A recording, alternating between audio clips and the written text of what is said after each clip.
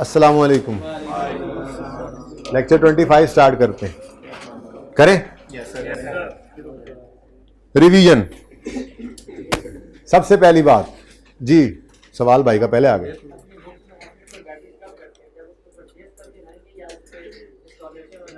जब परचेज करके लाएंगे तो डेबिट कर देंगे, इंस्टॉल होने वाला है तो CWIP में रखेंगे, यानी उसका डेबिट CWIP में। भाई का सवाल है, एसेट को जब हम लाते हैं हम डेबिट कब करेंगे, जब हम खरीद के लाए या जब इंस्टॉलेशन कंप्लीट होकर टेस्ट रन होकर चल पड़ा? तो इसका जवाब यह है कि जिस दिन एसेट आ गया है उस दिन डेबिट तो कुछ करना है।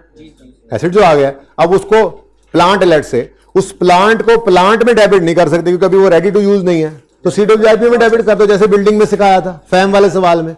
CWIP में डेबिट कर दो और फिर इंस्टॉलेशन की कॉस्ट है तो वो उसी में डेबिट करो, फिर कोई टेस्ट रन की कॉस्ट है उसी में डेबिट करो, जो डायरेक्टली एट्रीब्यूटेबल कॉस्ट उसमें डेबिट करते रहो CWIP में। जिस दिन वो रेडी टू यूज हो जाए उस दिन CWIP को क्रेडिट करके प्लांट को डेबिट कर लो।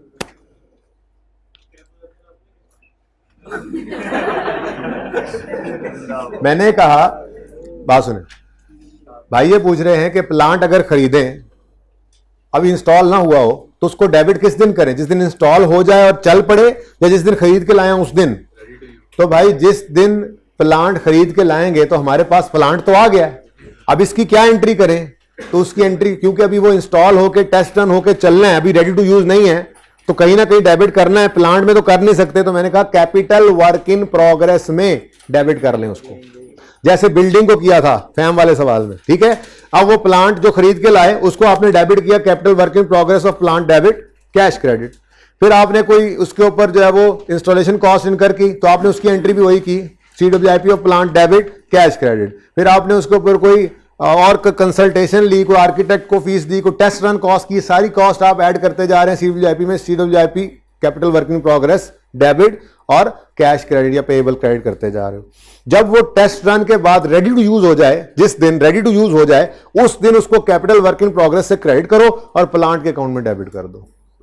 ठीक है जी। जो हम छोटे मोटे एक्सपेंसेस वगैरह करते हैं डिलीवरी वगैरह के, क्या कहते हैं, ये पहले हम लोग इसको एज एक्सपेंस नोट करते हैं कि साथ ही इसको कैपिटल वर्किंग प्रोसेस को फिट कर देते हैं? बेटा ये आप हर दफा सवाल पूछते हैं, इसका कोई कंसर्न मेरे यहाँ पर अकाउंटिंग फाइनेंशियल के अंदर नहीं है। आप एक्सपेंस के तौर पे रिकॉर्ड क्यों करते हो भाई? आपने इंस्टॉलेशन इनकर की है, उसकी एंट्री आप पहले एक्सपेंस डेबिट कैश क्रेडिट करके फिर आप एक्सपेंस क्रेडिट CWIP डेबिट करने के बजाय आप डायरेक्ट CWIP को डेबिट करें। कभी-कभी सोचने में टाइम भी तो लग जाता है, डायरेक्टली एट्रीब्यूटेबल है कि नहीं, तो वो देख लेंगे उसको क्या करना है। वो फिर आप CWIP में डाल देते हैं तो बाद में निकाल दीजिएगा वहां से और एक्सपेंस में डाल दीजिएगा। वो कभी कभी सोचने वाला काम जो है ना, वो कभी कभी वाला कभी कभी करते हैं, जो रूटीन में हो जाता है वो कर लें। इंस्टॉलेशन है भाई डाल दें, अगर कुछ गलत डल गई है तो उससे क्रेडिट करके फिर एक्सपेंस में डालें ना, वो फिर कर लें आप, वो रेक्टिफाइंग एंट्री कर लीजिएगा। ओके जी।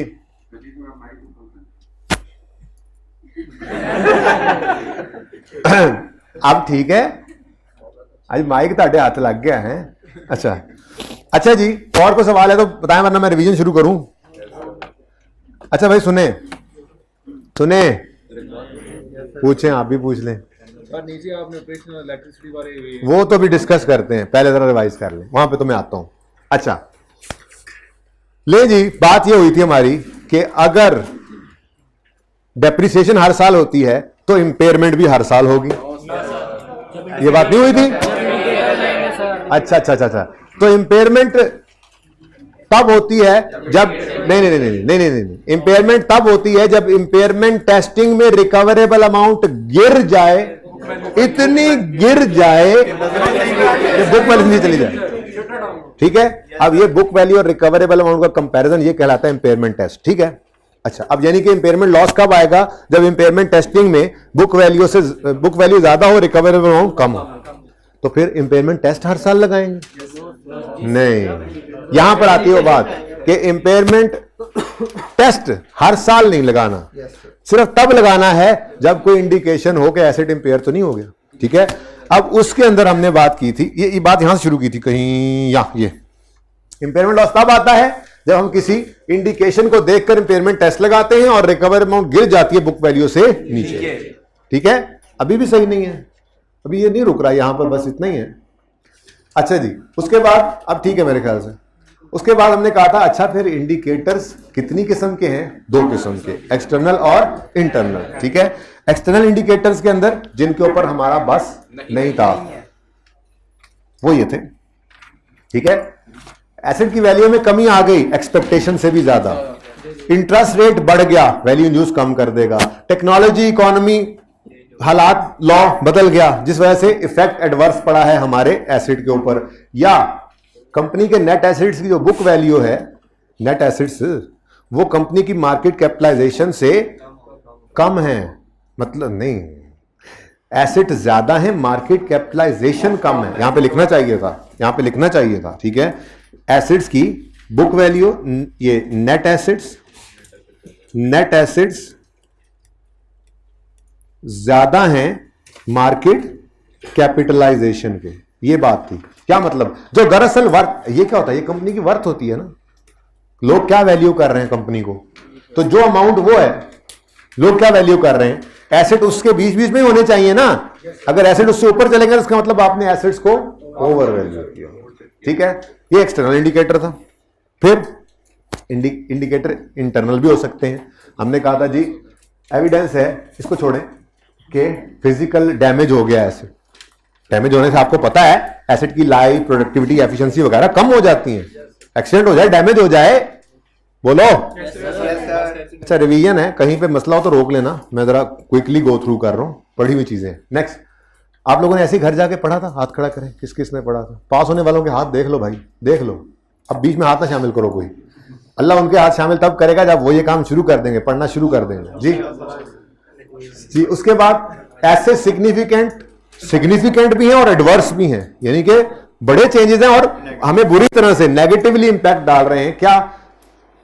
एसेट आइडल पड़ा है किसी वजह से, या हमने डिसकंटिन्यू करने का सोच लिया किसी ऑपरेशन को, और जिस एसेट की बात हो रही है ये इस ऑपरेशन से रिलेट करता है जो डिसकंटिन्यू हो रहा है, तो आपका डिसीजन था ना। अब गड़बड़ तो हो गई ना, नेस्ले योगर्ट एग्जांपल याद है। फिर तीसरी चीज, एडवर्स चेंज ऐसी आई है कि एसेट को हम प्रीवियसली एक्सपेक्टेड डेट से पहले डिस्पोज कर रहे हैं, यूजफुल लाइफ रीअसेस कर ली है, पहले इन्फिनिट थी, अब फाइनाइट की तरफ आ गए हम। ठीक है, इसका मतलब क्या है, कैश फ्लोज की लिमिट शायद कम हो रही है। पहले वो बेचना चाह रहे थे जब 10 साल बाद, सोच रहे हैं कि 5 साल बाद बेच देंगे। ठीक है, या दूसरा क्या था, हाँ पहले हमने कहा था बस हमेशा आता रहेगा फायदा इससे, पता नहीं है जी, अभी तक कोई कंफर्म नहीं है, अब पता लग गया जी अगले 5 साल आने हैं, तो फिर कैश फ्लो को डिटरमिन करो, डिटरमिन करके, और फिर आप कहोगे कि इसमें फिर हमारा क्या कसूर है? भाई आपने अंदाजा लगाया था ना, मार्केट ने तो अंदाजा नहीं लगा के दिया था आपको, हम साय ने तो नहीं लगाया था ना अंदाजा, आपके अपने अंदाजे की गलती है, इसलिए इंटरनल। और लास्ट क्या था, ये भी ऐसे ही बस इंटरचेंजेबल से हैं। There is an evidence that assets expected economic performance is और will be worse than expected. ठीक है, अब ये एमसीक्यूज के पॉइंट ऑफ व्यू से तो अलग अलग हैं, लेकिन इनकी कोई इंप्लीकेशन नहीं है इस तरह से सवाल के ऊपर कि अगर इंटरनल होगा तो अकाउंटिंग ऐसे करनी है, एक्सटर्नल होगा तो ऐसे करनी है। इंडिकेटर है, कोई भी इनमें से है, तो फिर जब वो आ जाए इंपेयरमेंट टेस्टिंग से एसेट को गुजार लो। और इंपेयरमेंट टेस्टिंग क्या है? बुक वैल्यू और रिकवरेबल अमाउंट का कंपैरिजन। इंपेयरमेंट लॉस हो भी सकता है, नहीं भी हो सकता। ठीक है, ये तो होगी बात, इंडिकेशन आए तो इंपेयरमेंट टेस्ट से गुजारो। अब मैंने अगली बात भी कर दी साथ ही कि इंपेयरमेंट टेस्ट जब लगाना है तो 2 चीजें कंपेयर करनी है। कौन कौन सी? बुक वैल्यू और फेयर वैल्यू। बुक वैल्यू और recoverable amount, sorry, book value हमें अवेलेबल है, कॉस्ट में निकालनी आती है, cost minus accumulated depreciation in case of cost model. ठीक है, लेस इंपेयरमेंट लॉस भी अब तो पता है आपको होता है।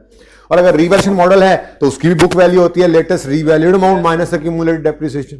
ठीक है ना, तो बुक वैल्यू तो हमें पता है कैसे निकलती है। अब कल कहानी आई थी रिकवरेबल अमाउंट निकालने की, तो रिकवरेबल अमाउंट कैसे निकलती है? हम 2 चीजें निकालते हैं, एक fair value less cost to sell, दूसरा वैल्यू इन यूज। ठीक है, अब ये बात आगे हम, अब अगली बात ये मुसीबत पड़ गई कि फेयर वैल्यू, हाँ इसमें से हायर जो था रिकवरेबल अमाउंट होती है वो तो पता है हमें, पर फेयर वैल्यू में क्या आएगा, कॉस्ट टू सेल में क्या आएगा, वैल्यू इन यूज में क्या आएगा, कैसे डिस्काउंट करेंगे, ये अगली बहस छेड़ पड़ी थी। ठीक है, दी हुई होगी। तो फेयर वैल्यू के बारे में हमने बात की थी कि फेयर वैल्यू क्या होती है? Market value. फेयर वैल्यू क्या होती है? Market value. और अगर एक्टिव मार्केट अवेलेबल ना हो भाईजान, फेयर वैल्यू क्या होती है? Market value. और अगर market value available, active market available नहीं है, तो फिर जो एक्सपेक्ट कर रहे हैं हम अपने एसेट को बेच के हम रिसीव कर पाएंगे, वही फेयर वैल्यू। ठीक हो गया।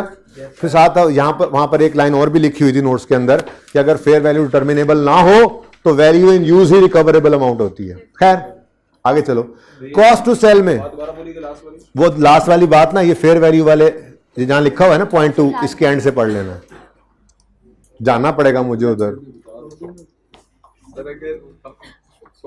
चुप, यहां पर लंबी सी कहानी लिखी थी, अगर फेयर वैल्यू डिटर्मिनेबल ना हो तो ऐसी सूरत के अंदर value in use he recoverable amount होगी। ये मैंने यहां पे लिखा भी था। ठीक है, अच्छा अब बोलो। तो फिर जो हायर हो वो ले लेना। थोड़ा सा माइंड भी इस्तेमाल कर लेते हैं, कॉमन सेंस भी कोई चीज होती है। हम लाइन के बैगर थोड़े ही रहेंगे। ठीक है, लाइन के बैगर। ओके, बात कहां थी? हाँ, रिकवरेबल अमाउंट निकालने चले थे। तो फेयर वैल्यू क्या होती है? हमें चाहिए fair value less cost to sell भी और वैल्यू इन यूज भी। अब पहले fair value less cost sell की बात करें तो फेयर वैल्यू क्या है?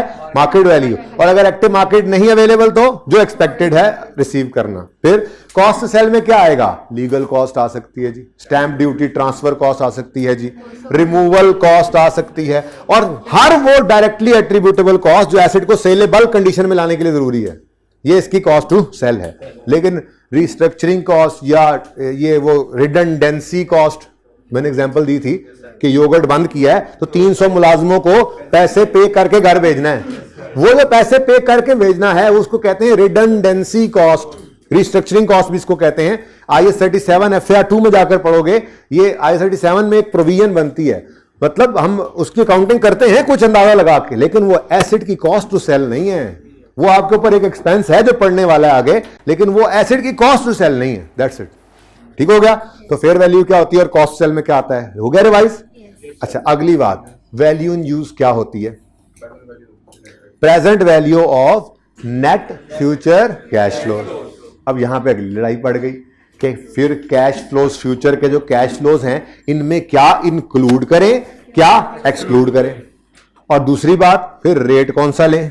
ठीक है, तो पहली बात को देख लेते हैं। ठीक है, पहली बात थी फेयर वैल्यू, इसमें कैश फ्लोज में क्या लें, तो हमने कहा था इंक्लूड में लिखा हुआ था आप एसेट के कंटिन्यूइंग यूज से जो कैश इनफ्लोज होने हैं उनको ले लें, और उन कंटिन्यूइंग यूज वाले कैश फ्लोज को कमाने के लिए जो आउटफ्लोज जरूरी हैं, एक्सपेंसेस जरूरी हैं, वो ले लें आउटफ्लोज में, और एसेट की लाइफ के एंड पर नेट डिस्पोजल प्रोसीड्स जो आनी है वो ले लें।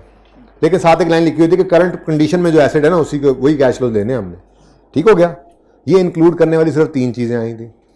और अच्छा, ये कैटेगरीज हैं, यानी कि एसेट को इस्तेमाल करने के लिए जरूरी खर्चा ऑपरेशनल कॉस्ट भी है, मेंटेनेंस कॉस्ट भी है। अब ये नहीं कहना कि एक ही लेना है, जो जरूरी खर्चा है नॉर्मल एसेट को चला के कैश फ्लो कमाने के लिए, वो जरूरी खर्चा आपका आउटफ्लो है। ओके, नेक्स्ट सर, वो अपग्रेड से आने वाले कैश फ्लो उसकी बात नहीं की। अपग्रेड क्या मतलब? वो करंट कंडीशन के अंदर है? नहीं, करंट कंडीशन के अंदर है नहीं, तो फिर नहीं, वो तो पहली बात है। अगले पॉइंट में वो डिस्कस भी हो जाएगा। डू नॉट इंक्लूड में उसने कहा था फाइनेंसिंग एक्टिविटीज का कोई कैश फ्लो नहीं लेना। फाइनेंसिंग एक्टिविटी जो फाइनेंस करते हैं अपने बिजनेस को, ओनर घर से पैसे ले आए या बैंक से लोन आ जाए, ठीक है, तो बैंक लोन का आना इससे कैश इनफ्लो होता है, और बैंक लोन का रीपे होना इससे कैश आउटफ्लो होता है। होता तो है ना ये inflow outflow. Value in use की कैलकुलेशन वाले फ्यूचर कैश फ्लोज में इस इनफ्लो आउटफ्लो को नहीं देना, अगर सवाल में दे दे तो। फिर लोन लिया, उस पर इंटरेस्ट पे किया, ये आउटफ्लो तो होता है ना, लेकिन इस कैलकुलेशन में जहां पे वैल्यू इन यूज की कैलकुलेशन कर रहे हैं फ्यूचर कैश फ्लोज में, इंटरेस्ट की पेमेंट को आपने नहीं लेना। अच्छा, ये लोन का है, लीज का भी लिख देना, कभी वैसे लिख नहीं सकता क्योंकि लीज FAR 2 में है, फिर भी लोन की तरह से लीज होती है। जैसे लोन पे इंटरेस्ट है वैसे लीज पे इंटरेस्ट है। अगर कोई लफ्ज आ जाए ना लीज का, तो यही समझ लेना वो इस सवाल के अंदर कि वो लोन की बात ही हो रही है। ओके, अच्छा, तो एक तो फाइनेंसिंग एक्टिविटीज का कोई कैश फ्लो नहीं लेना, लोन का आना जाना या इंटरेस्ट का पे होना। दूसरा, टैक्स रिसीट पेमेंट्स भी नहीं लेनी, इनकम टैक्स की रिसीट पेमेंट्स, इनकम टैक्स की रिसीट पेमेंट्स नहीं लेनी।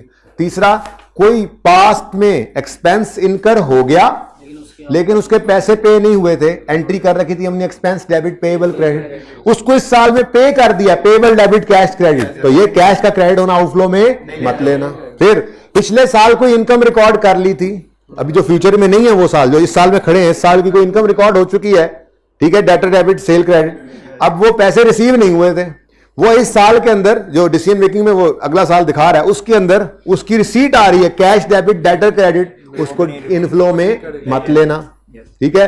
उसके बाद कॉस्ट ऑफ अपग्रेड मत लेना, और उस अपग्रेड की वजह से कोई कैश इनफ्लोज हो तो वो भी मत लेना, यानी अपग्रेड का ना आउटफ्लो लेना ना इनफ्लो लेना, ठीक है।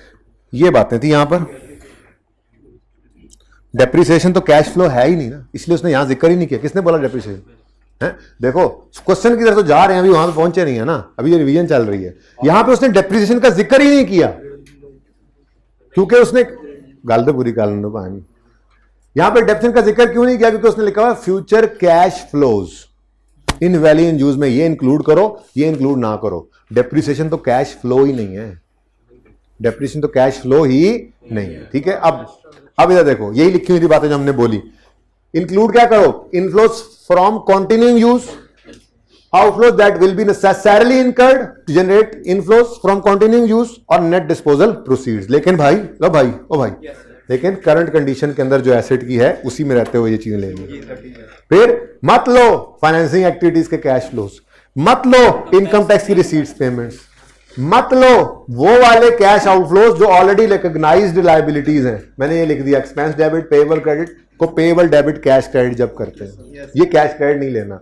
फिर मत लो ऐसे इनफ्लो को जिसका एसेट ऑलरेडी रिकॉर्डेड है, यानी कि डेटर डेबिट सेल क्रेडिट हो चुका है, अगर अब उसका कैश डेबिट डेटर क्रेडिट हो रहा है तो मत लो। फिर estimated cash flows that are expected to arise from future restructuring to which entity is not yet committed, बस इसको ऐसे ही एज इट इज देख लो, पढ़ लो, प्रैक्टिकली यूज नहीं होता आपके लेवल पे। Next, estimated cash flows that are expected to arise from improving और enhancing assets performance, additional cash flow भी नहीं लेना इनफ्लो में, और अपग्रेड कॉस्ट भी नहीं लेनी आउटफ्लो में। अब कोई सवाल है यहां तक तो पूछे, बात जब चल रही हो ना तो रुका करें थोड़ा सा, ठीक है, जब बात पूरी हो फिर सवाल किया करें। जी बोले सर। अगर आज हमने सर एग्रीमेंट किया सर फ्यूचर के लिए, तो उसमें सर जो कैश आज रिसीव किया सर, आगे सर्विसेज आगे लेंगे फ्यूचर में सर, वो तो ले सकते हैं सर भाई। हाँ, सर्विस अगर आपने फ्यूचर में या गुड्स आपने फ्यूचर में दिए तो जब वो बनाएगा तभी देगा ना, तब की तब। वो एडवांस फ्रॉम कस्टमर लिया होगा आपने, वो फिर पिछले पीरियड में ही लेके जाना, तो बढ़ाते जाओ बात, तो बढ़ाते जाओ, वैसे इस लेवल तक जाता नहीं, सादा बात। एडवांस फ्रॉम कस्टमर पढ़ा हुआ है आपने,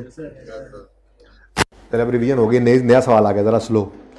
एडवांस फ्रॉम कस्टमर, भाई साहब ने पूछा कि एडवांस फ्रॉम कस्टमर ले लिया, क्या करें? अब एडवांस फ्रॉम कस्टमर का मतलब होता है आज मैंने पैसे ले लिए, ठीक है, लेकिन चीजें अभी डिलीवर नहीं की, ठीक है, तो कैश तो आ गया लेकिन सेल रिकॉर्ड नहीं कर सकता। मैंने एंट्री कर ली advance from customer credit, liability to provide goods in future. अब क्या ये कैश इनफ्लो इस पीरियड से रिलेट करना चाहिए? इस डिसीजन मेकिंग के लिए सारी अकाउंटिंग घूम जाती है, इसलिए ज्यादा मैं नहीं डिस्कस करता इस पे। बहरहाल आपने पूछा तो मैं बता रहा हूं, ठीक है। अगले पीरियड में इस प्लांट ने चलना है, चल के चीजें बनानी है, बना के आपने डिलीवर करनी है, तो सेल अगले पीरियड में रिकॉर्ड होनी है ना, तो इस कैश फ्लो को यहां ना छोड़ो, फिर आगे लेके जाना पड़ेगा। बहरहाल बढ़ाते जाओ, फायदा कोई नहीं। जी यहां से कोई और सवाल भी था? प्लांट वाला पूछना था कि अगर आपने कोई प्लांट लिया है, लोन लेके, ठीक है, तो उसे इंस्टॉल करने में 2 से 3 मंथ, वो बोरिंग कॉस्ट के टॉपिक में पढ़ेंगे। वो क्वालिफाइंग एसेट है प्लांट, और फिर जितना अरसा वो बनता रहेगा उसके इंटरेस्ट को ऐड करेंगे, लेकिन वो उस टॉपिक में देखेंगे, फिलहाल उसकी बारी नहीं आई। और सर 3-4 में अप्रूवल का कॉन्सेप्ट, भाई ने वो बोरिंग कॉस्ट का कॉन्सेप्ट पूछा है भाई ऑनलाइन वालों, इसलिए फायदा कोई नहीं उसको बताने का। सर 3 और 4 पॉइंट में सर अप्रूवल का कॉन्सेप्ट देखना है, जब इनकम जी हाँ। रिकॉर्ड हो उस पीरियड में करने कैश को। जी बिल्कुल, एक रूल ही है जी, सही है। अच्छा, अब कैश फ्लोज में ये हो ये ना हो, उसके बाद अगली मुसीबत, कैश फ्लोज तो निकाल लिए, डिस्काउंट कौन से रेट पे करें, प्री टैक्स या पोस्ट टैक्स? जैसे यहां पर टैक्स की रिसीट पेमेंट्स नहीं ली थी, इसको नहीं आने दिया था, वैसे ही टैक्स के अंदर भी, रेट के अंदर भी टैक्स का असर मत आने दो। अब रेट के अंदर टैक्स का असर ना आए, इसका मतलब पोस्ट टैक्स ही हुआ ना। पोस्ट टैक्स का मतलब होता है टैक्स के बाद वाला रेट, प्री टैक्स का मतलब होता है टैक्स से पहले वाला। तो कौन सा यूज करेंगे? प्री टैक्स, टैक्स से पहले वाला, ठीक है। ये दोनों निकालने भी सीखेंगे आप बड़े होकर बीएफडी में, शायद एमएफए में भी अब सीखते हो, मतलब मुझे नहीं पता, लेकिन बीएफडी के अंदर तो बहरहाल आपको मिलेगा ही ये टैक्स रेट, आपको पता लग जाएगा प्री टैक्स पोस्ट टैक्स कैसे होता है, ठीक है। अच्छा, अगली बात पढ़ लें यहां से, प्रेजेंट वैल्यू, ये चीज मैंने अंडरलाइन कर दी थी कल, सिर्फ काम की सिर्फ यही थी रेड वाली। बहरहाल present value is calculated by applying a suitable discount rate to cash flows. ठीक है जी, बड़ी मेहरबानी। ये इंपॉर्टेंट बात, the tax rate the discount rate must be a pre tax rate that reflects current market assessment of time value of money. Time value of money कहते हैं कि मतलब कितनी को महंगाई होगी, टाइम वैल्यू ऑफ मनी, कैसे कैसे पैसा गिरेगा, इंटरेस्ट रेट, यही होता है ना। ठीक है, तो वो कह रहा है कि प्री टैक्स रेट हो जो कि रिफ्लेक्ट करे करंट मार्केट असेसमेंट ऑफ क्या चीज, time value of money and risk specific to the asset. बस अगली लाइन छोड़ो, यानी कि आपने जो डिस्काउंट रेट यूज करना है तो वो प्री टैक्स हो, दूसरा वो आपके एसेट से रिलेटेड रिस्क को भी आइडेंटिफाई कर रहा हो। मतलब इसको देखते हैं सवाल के अंदर जाके, ज़रमुने लिमिटेड वाले के अंदर। ठीक है, फिलहाल बस ये याद रख लो, रेट प्री टैक्स यूज करना है और स्पेसिफिक टू एसेट होना चाहिए वो। ठीक है, अगर नहीं है स्पेसिफिक टू एसेट वाली बात दी हुई तो फिर जाहिर है जो गिवन होगा प्री टैक्स वही ले लेंगे, और अगर रेट ही एक दिया हो वही ले लेंगे। फिर पता ही नहीं प्री या पोस्ट कौन सा है फिर जी। टाइम वैल्यू ऑफ मनी भाई क्यों में नहीं पढ़ के आए, क्यों में नहीं पढ़ के आए। कल का 100 आज के 100 के बराबर है, एक साल बाद वाला 100 आज के 100 के बराबर है, तो क्या है, पैसा टाइम के हिसाब से अपनी वैल्यू को लूज कर रहे हैं। ठीक है, बहरहाल इसकी डिटेल में ना जाएं, इसकी टेक्निकलिटी की जरूरत नहीं है, आपको सिर्फ ये याद रखना है प्री टैक्स रेट हो, एसेट स्पेसिफिक हो, बस। ठीक है जी, लास्ट टाइम तो दे दी सर, ये वापस क्या कर रहे हैं ये भाई, ऊपर करवा दें ग्रिल। एग्जाम्पल सवाल है ना हमारे पास, होमवर्क किया था, आखिरी वाला सवाल किया था, तो उसी में तो ये एग्जाम्पल थी। अच्छा जी, उसके बाद जी हमने ये एक एग्जाम्पल की थी, मैंने कहा था इसको कर लेना, इसको मैंने नहीं सॉल्व किया, बाकी तीनों सवालों को मैंने क्लास में सॉल्व कर दिया। ठीक है ना, इसको इसलिए नहीं सॉल्व किया क्योंकि इसी वाला जो काम है कैश फ्लो निकालने वाला वो आगे 3 दफा हमें करना है, तो बस इसको जुबानी देख लिया था, फिर भी रिवाइज तो करेंगे। सवाल की रिक्वायरमेंट ये थी, जाते जाते डिस्कस किया था, कैलकुलेट करो, कितने बच्चों ने होमवर्क किया हुआ है, कोशिश की बात है, कोशिश की हुई है, और क्या, कितने बच्चों ने कोशिश की है होमवर्क करने की, कितनों ने कोशिश ही नहीं की, हाथ खड़ा करो, खड़ा करो हाथ, बेशर्मो हाथ खड़ा करो, वाइट कपड़ों वाले भाई करो, हाँ साथ वाले तुम भी हाथ खड़ा करो, साथ वाले हाथ खड़ा क्यों नहीं करते, दोनों दफा हाथ खड़ा नहीं किया, क्या मसला है, दोनों हाथ ऊपर करके बैठो, चलो शाबाश, चलो एतराज है, शर्म आ रही तो क्लास से चले जाओ, हाथ ऊपर करो, दोनों दोनों दोनों दोनों दोनों। आपने ट्राई किया, आपने ट्राई किया, तुम दोनों हाथ क्यों नहीं ऊपर, तुम दोनों दोनों दोनों हाथ ऊपर करो भाई, ऐसे समझ नहीं रहे, मुझे धोखा दे रहे हैं मुझे हैं, जब बोला हाथ खड़ा करो तो करो, किसी एक तरफ तो करो, बैठो नीचे कर लो, बैठो क्या मतलब हाथ नीचे कर लो। अच्छा जी सुने, फ्यूचर कैलकुलेट करने, future net cash flows to be used in calculation of value in use of the machine at 31 December 3। ठीक है, सवाल में डिस्काउंट रेट गिवन नहीं था, इसलिए प्रेजेंट वैल्यू निकल ही नहीं सकती, लेकिन उसने उससे एक स्टेप पहले वाले जो नेट कैश फ्लोज होते हैं ना वो निकालने की रिक्वायरमेंट रखी हुई थी, तो डिस्काउंट रेट सवाल में नहीं था। अगली बात वो कह रहा है, अज्यूम करो 5 year projection consider to be appropriate, कि 5 ईयर की प्रोजेक्शन करनी है। उसकी वजह यह है कि जिस दिन इंपेयरमेंट टेस्ट लगा रहे हैं ना, useful life of machine is expected to last for 5 years, इस दिन 5 साल रिमेनिंग लाइफ है, तो फिर कैश फ्लोज का एस्टिमेशन भी 5 साल का ही होना चाहिए ना। अब चाहे वो सवाल में 1 साल का दे दे और ग्रोथ रेट दे दे तो हम 5 पे खुद ले जाएंगे, जैसे बारबरी वाले सवाल में आपने होमवर्क में किया होगा। ठीक है, खैर सारे सवाल करने तो हैं ही। बहरहाल 5 साल की प्रोजेक्शन बनानी है।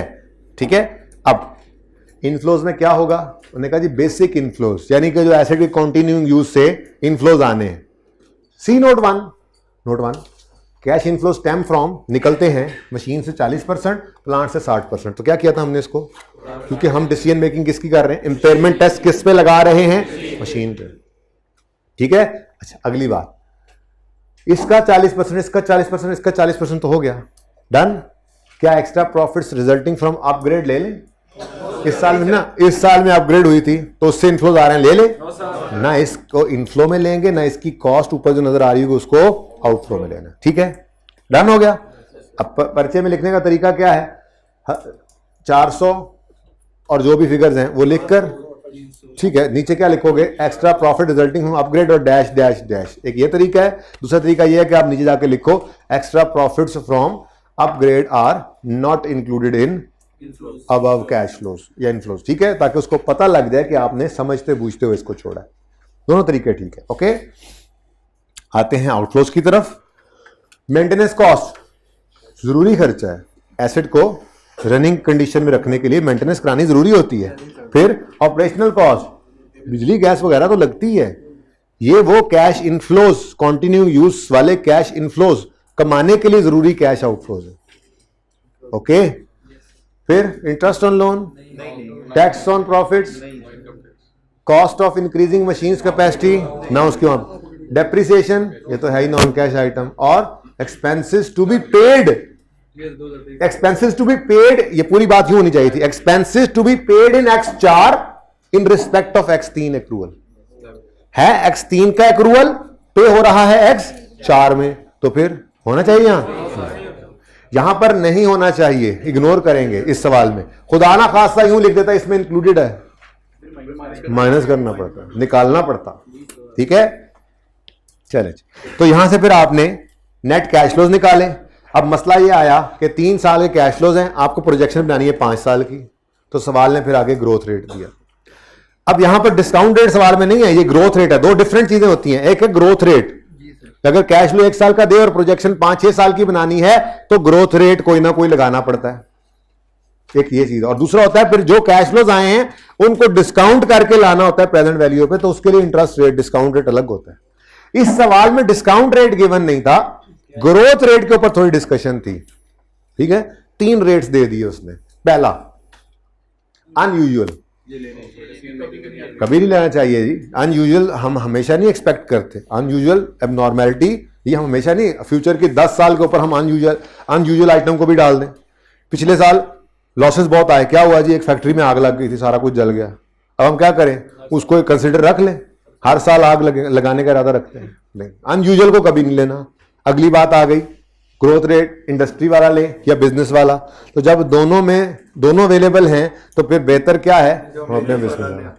और अगर कोई एसिड का अलग से देता तो फिर एसिड वाले पे चले जाते हैं और स्पेसिफिक हो जाते। यार देखो, आप अपने काम के हिसाब से ग्रोथ रेट देखोगे ना। अब हम साया जितनी मर्जी ग्रोथ शो कर रहा हो, आप तो अपनी ग्रोथ के हिसाब से डिसीजन मेकिंग करोगे। क्या ख्याल है कि साथ वाले को देख के, दूसरे का मुंह लाल देख के,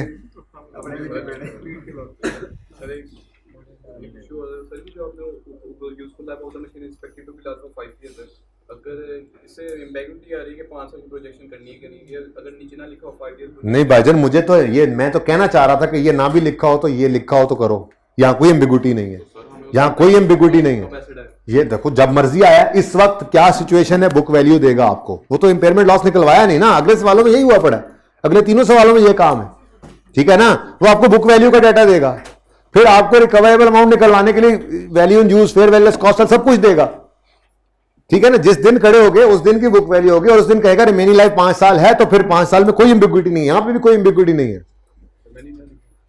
useful life of machine is expected to last for 5 years, मतलब रिमेनिंग नहीं लिखा होगा तो हम इसको कभी रिमेनिंग नहीं लेंगे, अंग्रेजी है ना भाई।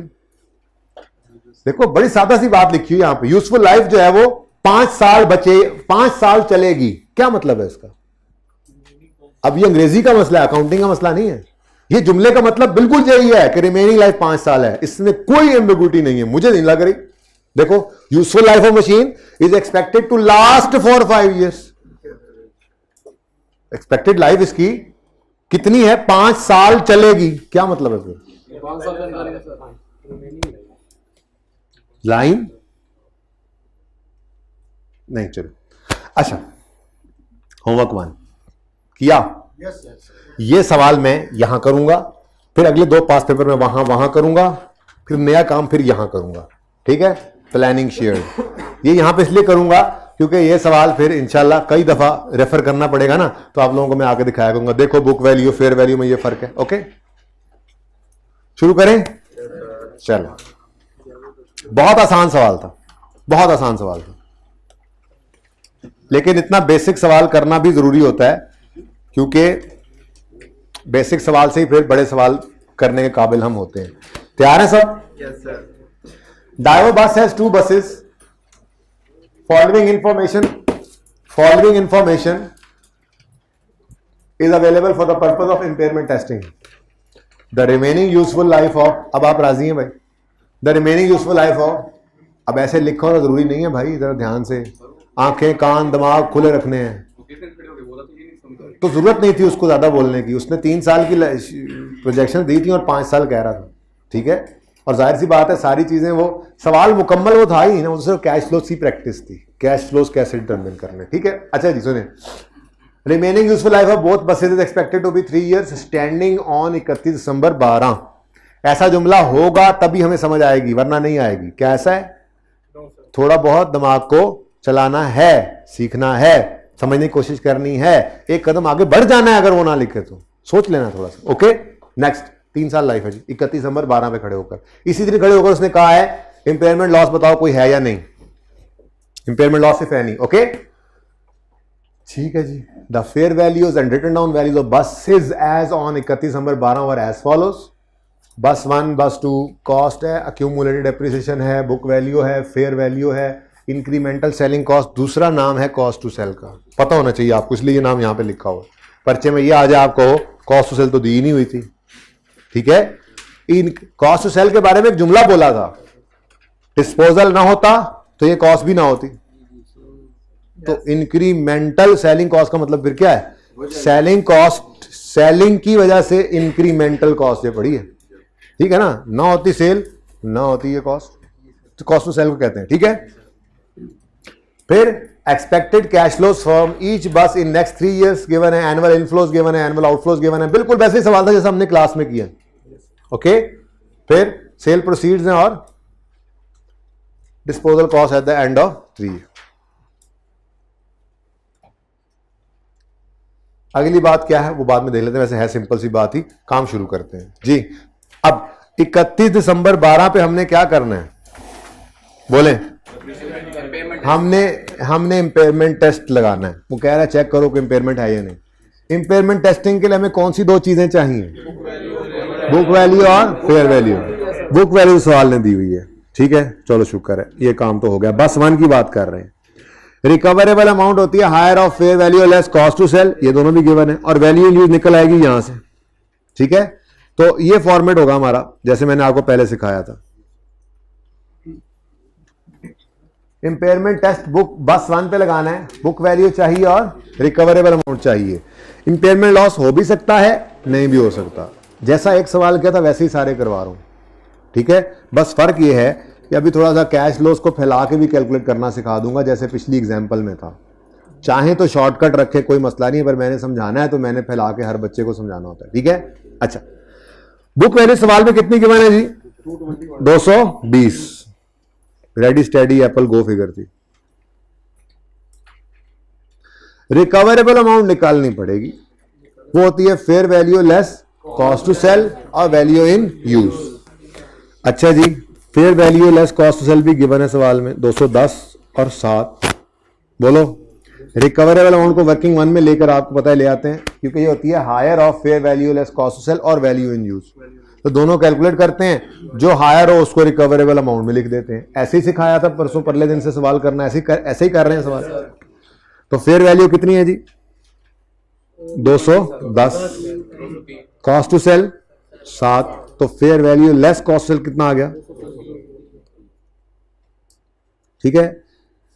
फिर वैल्यू इन यूज की कैलकुलेशन आती है, इसके लिए वर्किंग 2 कर लेते हैं।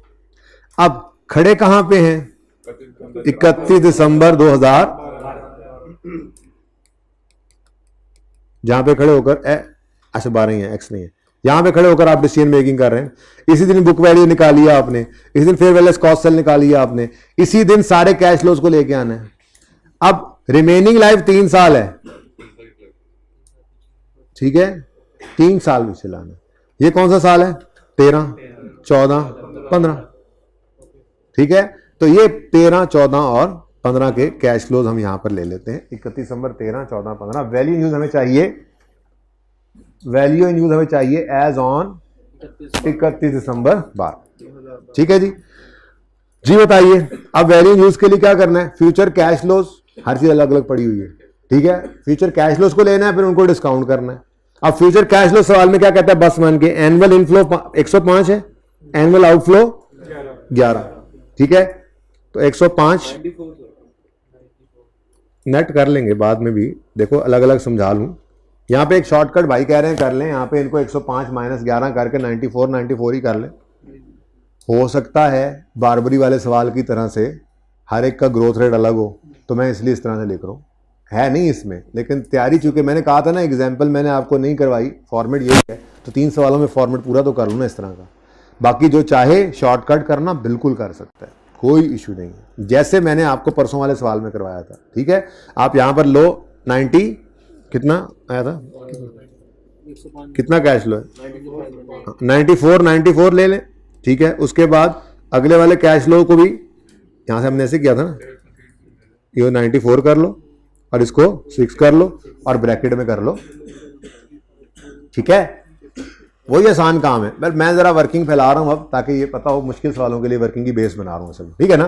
तो यहां पे आप कर सकते थे जैसे मैंने लिखा, जैसे मैंने आपको ये सिखाया था, 45 45 45 और 8, या उस पर एनओटी फॉर्मूला बिल्कुल कर सकते थे। यहाँ पे भी 91 91 91 और 6 ही था ना आखिर में, हो सकता था ऐसे, सॉरी 94 94 94 और 6, 91 नहीं था, ओके। लेकिन मैं फैला रहा हूँ वर्किंग को, इजाजत है? अच्छा, ना भी दें तब भी मैंने फैलानी है वर्किंग। अच्छा, उसके बाद नेट सेल प्रोसीड साल के एंड पे 8 रुपए की, और अच्छा इसको नेट कर लो, चलो 8 माइनस 2 जी 6। थोड़ा सा ये आइडिया बन जाता है ना, डिस्पोजल कॉस्ट साल के आखिरी दिन प्लॉट हुई पड़ी है, ठीक है। अब 94 और 100, ठीक हो गया जी। अब प्रेजेंट वैल्यू फैक्टर दे दिया था उसने सवाल में, पता नहीं आपने पढ़ा हुआ है या नहीं है, खैर कैलकुलेटर तो निकालें, कैलकुलेटर ही नहीं निकले हुए थे अभी तक।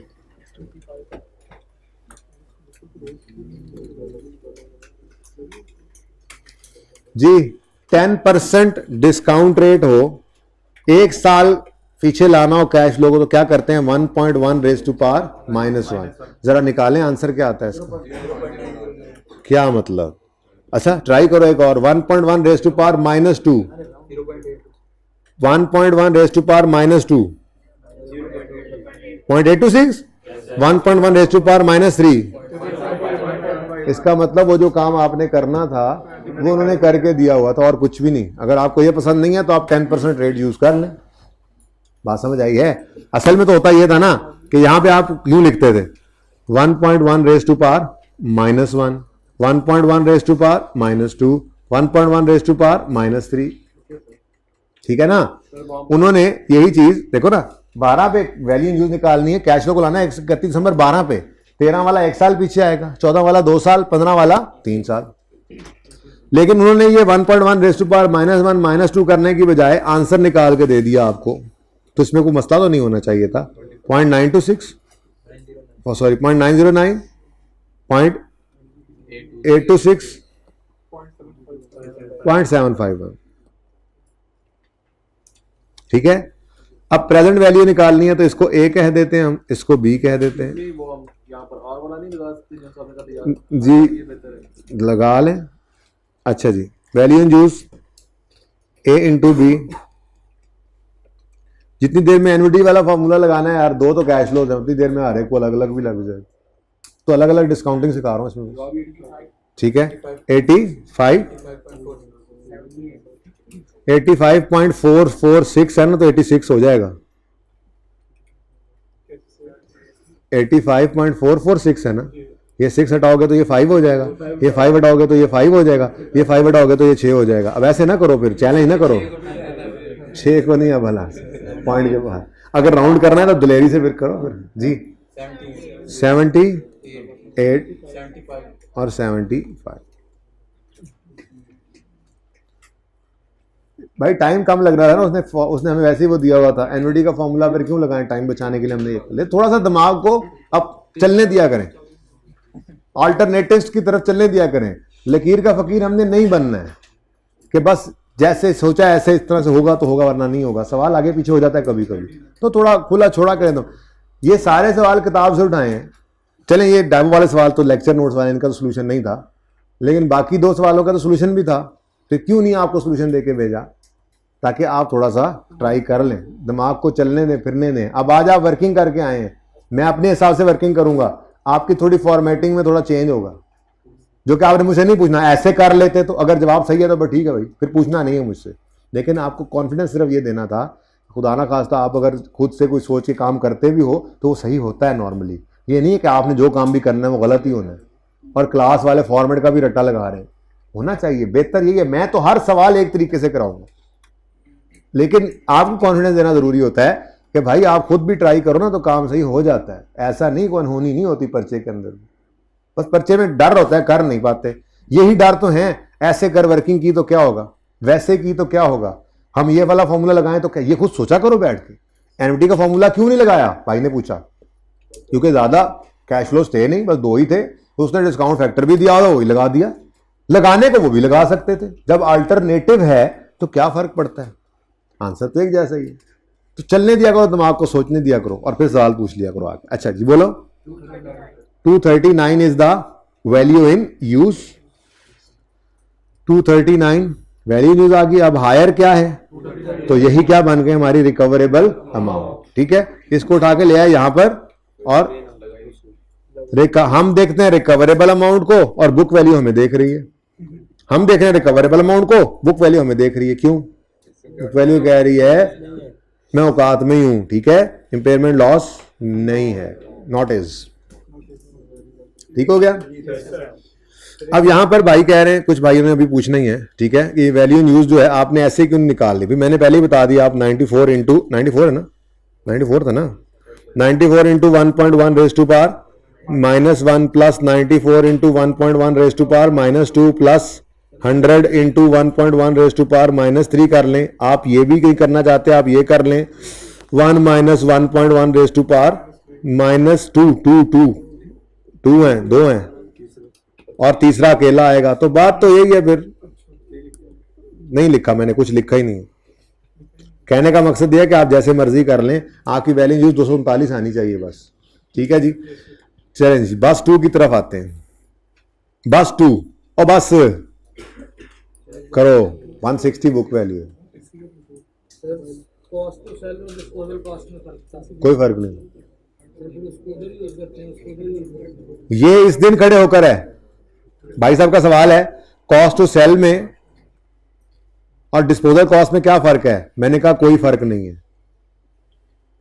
जो चीज आज खड़े होकर 7 रुपए कॉस्ट टू सेल में 210 दे रही है, वही चीज तो एंड पे जाके 8 साल 8 रुपए और 2 कॉस्ट इनकर करवा रही है। फर्क क्या है, कोई फर्क नहीं। ठीक है, ये आज खड़े होकर इतनी फेयर वैल्यू है, आज खड़े होकर इतनी कॉस्ट टू सेल है, 3 साल बाद इसकी फेयर वैल्यू गिर के इतनी रह जाएगी और कॉस्ट टू सेल इतनी पड़ेगी। ठीक है, ज्यादा भी हो सकती थी, कम भी हो सकती थी, सवाल में गिवन है बस। अच्छा जी, तो 160 बुक वैल्यू है बस ट्यू की। रिकवरेबल अमाउंट होती है, निकालनी पड़ती है। Fair value less cost sell और वैल्यू इन यूज में से हायर। अब fair value less cost sell क्या है, 150 माइनस 4 146। वैल्यू इन यूज निकाल लेते हैं जी उसी तरह से।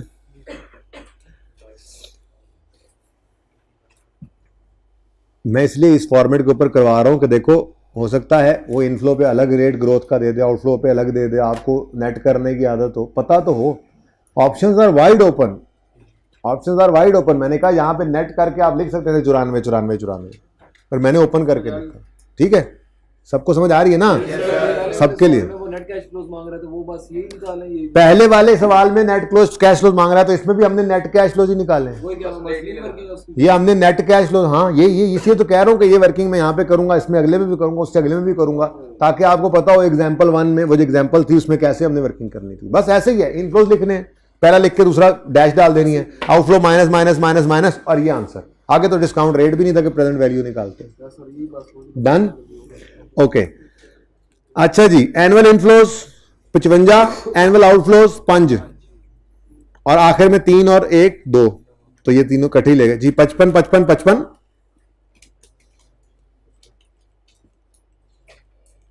5 5 5। दिल बड़ा कर रहा है कि मैं शॉर्टकट लगाऊं, लगा भी सकता हूं इस सवाल में, लेकिन आपकी प्रैक्टिस करवा रहा हूं।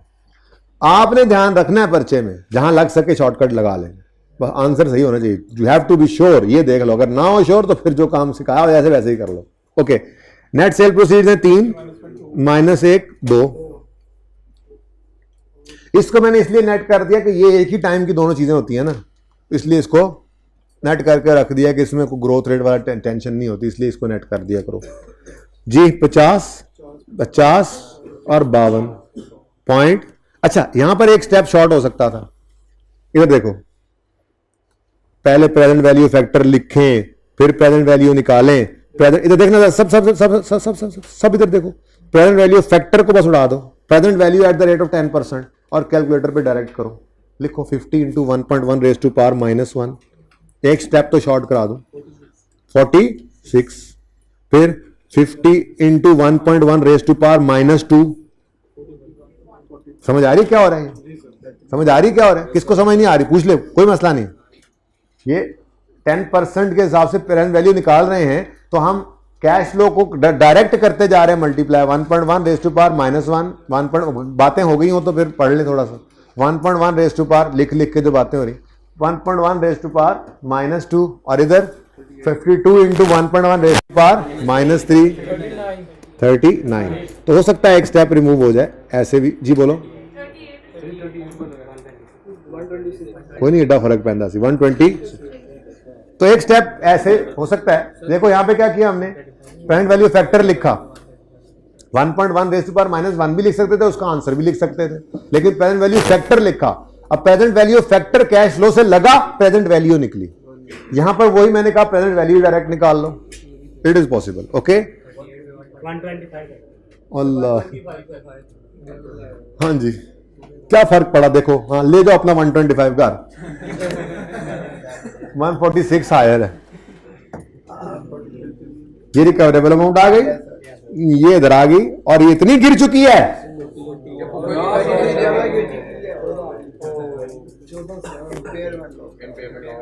Is, if you want to note, the solution is, and it is away from me, so you can take the picture while I am sitting. Oh my God, English is coming fast. हाँ, to me, ये मेरी grammar सही करने के लिए बैठा हो। बेटा आप 39 लिख लें, मुझे बता दें क्या आंसर था। हाँ,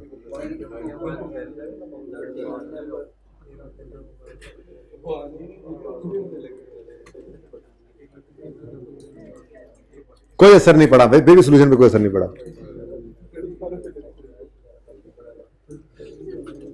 अब कोई और भी लिया अपनी, जिसका 38 आ रहा है वो 38 लिख ले, जिसका 39 आ रहा है वो 39 ले। वैसे मसला क्या आ रहा है by the way?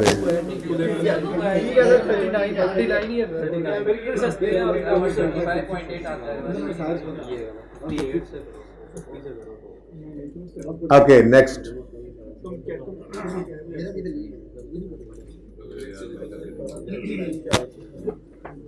Draft financial statements of Barbari cement limited for the year and 31 December 20 include a plant having carrying value of 400 million. Class के बाद बच्चे पूछ लेते हैं, मैं पहले से घर से लिख के लाया हूं। कैरिंग अमाउंट का मतलब क्या होता है?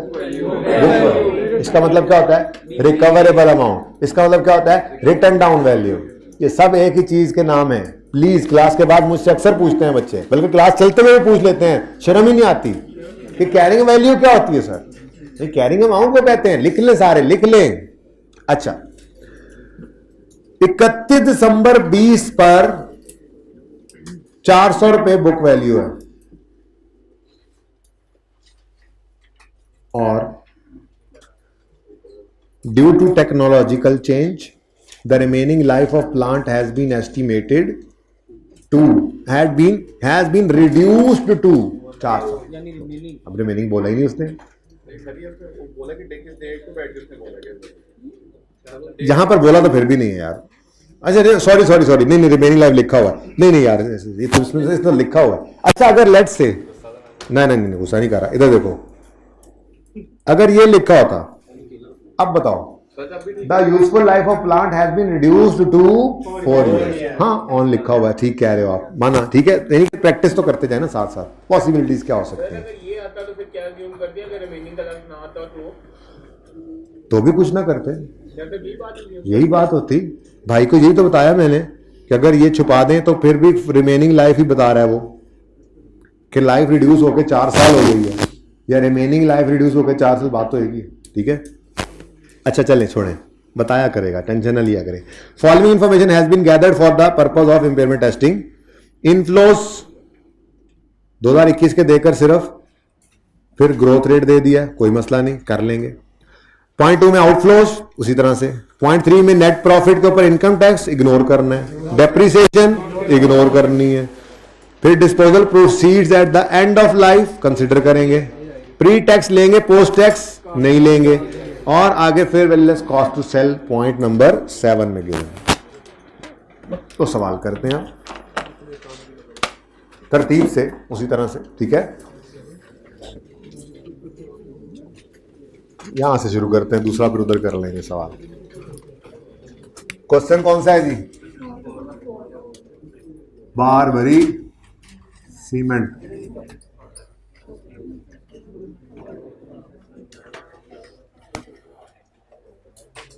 जी बच्चों, रिक्वायरमेंट तो पढ़ाई ही नहीं है आपने। Compute impairment loss to be recorded at 31 December 20। तो 31 दिसंबर 20 पे जमाई लेने वाले भाई, 31 दिसंबर 20 पे हमने क्या करना है इंपेयरमेंट लॉस निकालने के लिए? क्या करना है? इंपेयरमेंट टेस्ट लगाना है। पहले तो ये कहा करो, सादा बात पहले नहीं करते। 31 दिसंबर पे इंपेयरमेंट लॉस निकालना है तो क्या करेंगे? इंपेयरमेंट टेस्ट से लगाएंगे, पता लगेगा फिर है या नहीं है, ठीक है। तो क्वेश्चन 4 है जी, इंपेयरमेंट टेस्ट मैं यहां लगा लेता हूं, ये मेरे पहले सफे के ऊपर रिक्वायरमेंट आ जाएगी, इंपेयरमेंट टेस्ट। और ये इंपेयरमेंट टेस्ट हम किस दिन खड़े होकर लगाएंगे? As on 31 December 20। बातें ना करो ना यार, फजूल लोग बड़े। उसके बाद अब इंपेयरमेंट टेस्ट लगाना है, ये डिसाइड हो गया। अब इंपेयरमेंट टेस्ट में क्या करते हैं? दो चीजें कंपेयर करते हैं, बुक वैल्यू और रिकवरेबल अमाउंट।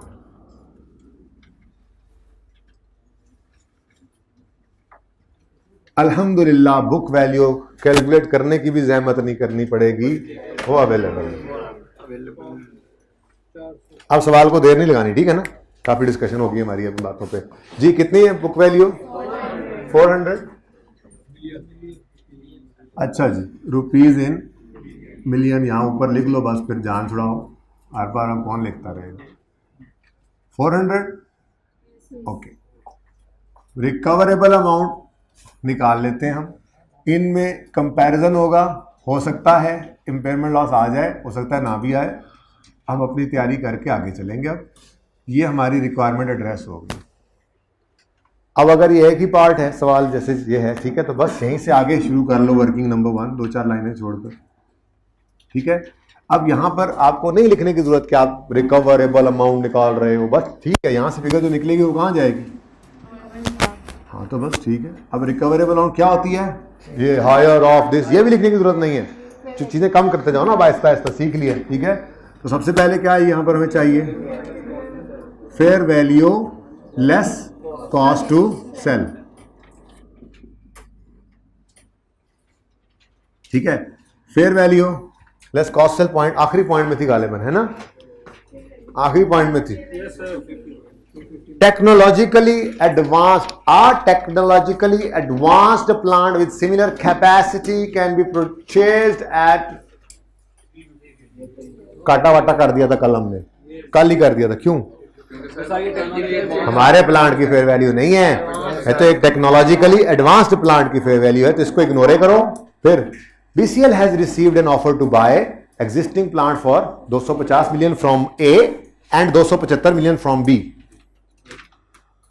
अगर ऐसा लिखा होता तो 275 ले लो, भाई ने सवाल किया था ना। अच्छा खैर चलें छोड़े, फिलहाल तो एक ही है 250। BCL will have to incur shipping cost of 7 million to dispatch the existing plant to the purchaser. जी कॉस्ट टू सेल है, तो फेयर वैल्यू कितनी है 250, कॉस्ट टू सेल 7, 244, 3। नेक्स्ट चीज क्या चाहिए होती है जी, वैल्यू इन यूज के लिए फिर हम अब थोड़ी सी वर्किंग कर लेते हैं। जो चाहे वो ब्रैकेट में कर सकता है, लेकिन मैं इसको वर्किंग 2 में करूंगा। अच्छा उसके बाद यहां से जो हायर होगा वो रिकवरेबल अमाउंट होगी, उसको उठा के मैं ले जाऊंगा। ठीक है जी, ओके। चलो अब वर्किंग 2, वैल्यू इन यूज, कोई हेडिंग नहीं देता मैं, वहां पे जाना ही है बस इसमें। ठीक है, लेकिन एज ऑन ज़हन में रखा करो 31 दिसंबर 20 हमने निकालनी है। ओके, तो इसका मतलब हमें कैश फ्लोज कौन कौन से साल्स के चाहिए होंगे, साल्स के 21, 22, 23, 24, 4 साल है। ठीक है ना, तो 21, 22, 23 और 24। ठीक है, चलो अब कैश फ्लोज की तरफ चलते हैं। इससे ऊपर वाला पॉइंट तो डिस्काउंटिंग के वक्त यूज करेंगे। ठीक है, हाँ ये कैश फ्लो भूलना मत, नेट डिस्पोजल प्रोसीड्स आखिर में प्लॉट करनी है हमें। ठीक है, ये तो हम इग्नोर करेंगे इंशाल्लाह, तरतीब से ही चलते हैं। Inflows from sale of product to be manufactured by the plant for the year 21 is estimated at 200 million. अब 21, 22, 23, 24 की डिसीजन मेकिंग करनी है, भाईजान ने 21 कर दिया। अब पूरे सवाल में कहीं नहीं लिखा हुआ projection of 4 year is required, but करेंगे क्योंकि आज खड़े होकर हमने डिसीजन मेकिंग ही क्या करनी है। अगर इस एसेट को हम चलाएं तो क्या फायदा होगा, चलाएंगे कितना अरसा, 4 साल रिमेनिंग लाइफ। ठीक है ना, तो बोलने की जरूरत उसको होती नहीं है। ओके जी, तो 4 साल पर ये 200 लिख लेंगे, हर साल 200 आना है। वो एग्जांपल्स थी क्लास वाली जो गुजर गई, ऐसे थोड़ा ही होता है। एनुअल इनफ्लोज, एनुअल हो भी सकता है वैसे बाय द वे। अच्छा खैर, लेकिन होता नहीं है नॉर्मली, वो ग्रोथ रेट या डिक्लाइन रेट बताएगा। दोनों को ग्रोथ रेट बोल दिया जाता है रुपए आम में। ठीक है, जागते रहना, साढ़े दिन रहना जी। 200 इनफ्लो जो है, these inflows are subject to 10% decrease in each subsequent year due to declining. वजह यही थी जो टेक्नोलॉजिकल ऑब्सोलेसेंस की वजह से शायद हमने इसको इंपेयरमेंट टेस्ट से गुजारने का सोचा था। तो डिमांड कम होनी है तभी तो इंपेयरमेंट टेस्टिंग कर रहे हैं। अब इनफ्लोज यूं भी लिख सकते हो at the rate of 10%, enough. लेकिन तकलीफ होती है आप लोगों को थोड़ी सी, तो इसलिए लिख देता हूं मैं यहां पर रिड्यूस्ड बाय 10% या reduced at the rate of 10%, कुछ भी लिख लो, ऐसा कुछ भी लिख लो जी। 200 तो ये था, 180, 160 और 1 लो, बता दिया उसको। 200 तुमने दिया था, हमने इसको रिड्यूस किया बाय 10%। हर एक की कैलकुलेशन शो करना नहीं है मुमकिन, टाइम जाया होता है, बस लिख दिया ना रिड्यूस बाय 10%, इनफ है, बता दिया उसको। ठीक है, फिर out flows, point number 2, outflows from operational cost for 21 are estimated 80 million. These outflows would increase by 5% in subsequent year despite decline in demand due to inflation and increase in plants wear and tear. किसी ने कहा demand कम हो रही है, आपकी operational cost बढ़ रही है, हालांकि कम चलेगा प्लांट। हमने कहा भाईजान महंगाई भी तो बढ़ रही है, फिर वेयर एंड टेयर हो जानी है, ज्यादा प्लांट पुराना हो जाना है, तो उस पर खर्चा भी ज्यादा आना है। ठीक है, इसलिए बस 5 साल बढ़ रही, ज्यादा बहस ना करो हमारे साथ। ठीक है, तो आउटफ्लाउज इंक्रीज्ड बाय 5% जी। है पहला कितना 80। अच्छा सॉरी, ये तो बताना ही भूल गया, ये जो 180 निकला था ये कैसे निकला था? 200 माइनस 200 का 10% या 200 इंटू 90%, दोनों से आंसर ये आता है। अब जो 180 आ जाता है, अगला 90% या अगला ये 10% लेना है, ये 180 का लेना है, फिर 160 एंड सो ऑन। नहीं, मैं आप लोगों को समझा रहा हूं, मेरे जैसा को बैठा हो तो उसको समझा रहा हूं। 180, ये 162 कैसे निकला जी? 180 माइनस 180 का 10%, या इसको यूं भी कर सकते थे 180 इंटू, ठीक है, ओके। अच्छा, तो बहरहाल ये अब डायरेक्ट कर लेते होते हैं हम लोग, ये तो सिर्फ आपको समझा रहा था। लिखने की जरूरत है तो लिखा, ये तो कम से कम लिखो, कैलकुलेशन शो नहीं कर रहे ना जी। 84। अच्छा, अब ये 84 कैसे आया है? 80 प्लस 5% ऑफ 80 कर लो, या 80 को 1.05 कर लो, आंसर वुड बी सेम जी। 84, अब फिर 84 पे, फिर लेकिन ये आउटफ्लो है, ओके। नेक्स्ट है जी टैक्स और डेप्रिसिएशन, जिनको इग्नोर करना है, और नेट डिस्पोजल प्रोसीड 100 हमने लेनी है। अब इधर देखो, नेक्स्ट क्या था? टैक्स है, बोलो। डेप्रिसिएशन, फिर नेट डिस्पोजल प्रोसीड,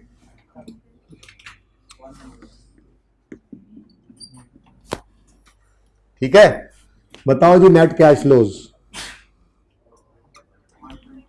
120, 96, 74, 1, ठीक है। अब देखो ये नेट कैश फ्लोज आ गए भाई। अब इन नेट कैश फ्लोज को जैसे मर्जी डिस्काउंट कर लो, किसी का दिल करे ब्रैकेट में ले जाए, ले जाए। वहां पे क्या करेगा? 120 इंटू 1.1 इंटू 10% ही है ना discount rate, sorry 12 discount rate use करोगे, प्री टैक्स जो कि है 12%।